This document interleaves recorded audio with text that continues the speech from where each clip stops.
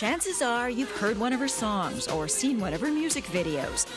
Loved by fans, lambasted by critics, Mariah Carey is a global music phenomenon. In just 7 short years, she's gone from coat check girl to backup singer to international superstar, and she's only 27. A merchandiser's dream, Carey is blessed with youth, beauty, and a dancing 6-octave voice. She is produced, polished, and as we discovered, pampered. I have to say this is my first experience interviewing Nefertiti. Well, you know, here we are reclining, and everything's just Hollywood. Is there a reason for this? No, I'd rather be in a bed right now doing an interview. Well, bed wasn't an option. Today, the pop princess was doing interviews on the chaise or in the swimming pool at the back of this rented house in the Hollywood Hills. It's all part of the packaging of Mariah Carey. Even her newest music video reflects the glamour and affluence that she's become accustomed to. But it wasn't always that way. Hers is a rags-to-riches story that reads like a Hollywood soap opera. We moved like 10 times when I was growing up, my mother and I. My parents divorced when I was 3.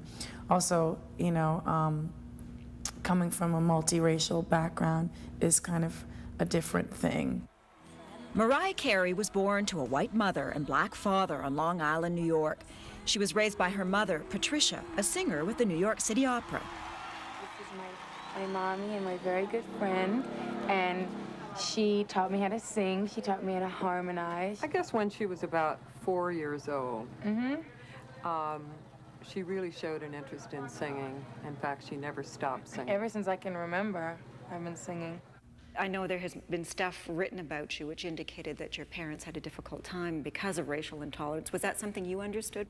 When my brother and sister were growing up in the 70s, it was much more segregated, and they were living in these white neighborhoods with my father, who's black and Venezuelan, my mother, who's Irish, and so they had a lot of tough times. Their dogs were poisoned, they had their cars blown up, they had a lot of really bad things happen to them. Carey, who grew up in the 80s, says it was easier for her. Because I am sort of so ambiguous looking, I could be really anything, you know. A lot of people still don't know what I am. Are you white or are you black? I'm black, Irish, and Venezuelan. I'm a mixture of all those things. That's what I consider myself. My mother always told me if I believed in myself that I could do anything or be anything that I wanted to be. Make it happen. Make it happen. And like the words to the song she herself wrote, Mariah Carey made it happen. Within 2 years of graduating from high school, she had a #1 selling album. The man who discovered her, Sony record boss Tony Mottola, made her career. And 4 years later, in a wedding that cost $650,000, he made her his wife. The Carey Mottola music machine went into high gear, producing one-hit record after another. Though often panned by the critics, Carey has sold an astounding 80 million albums. But despite the smiles, Carey was becoming unhappy.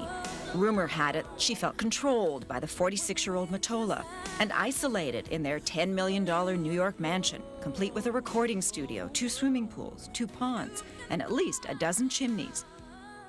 They separated last May. Was he a control freak?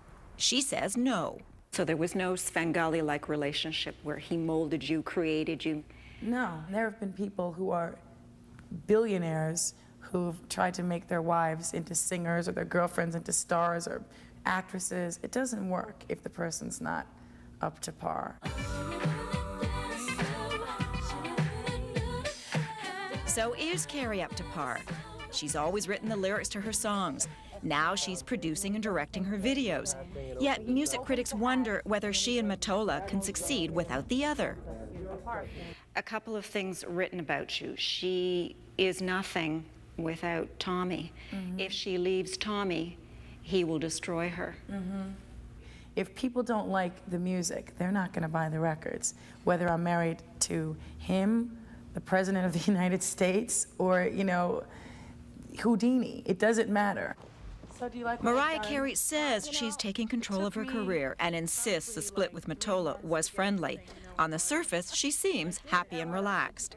Can you believe this? It's my baby Jack. Come here, Jack. Come here. I can't bend over very well in this skirt, Jack, so please work with me. Be careful. He's gonna get you.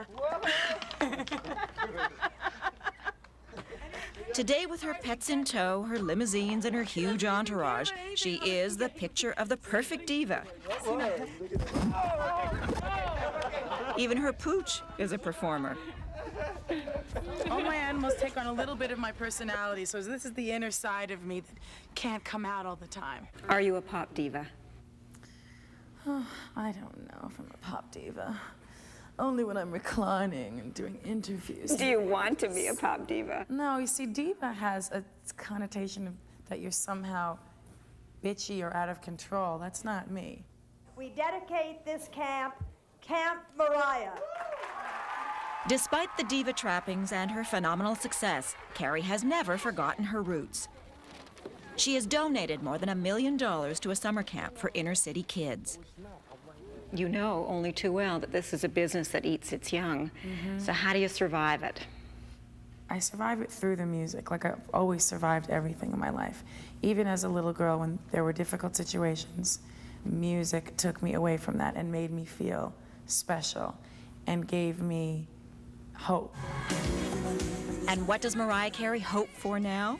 That everyone else thinks she's special, that she continues to sell millions of records, prove to herself and to the world that she can do it, that she can make it happen on her own.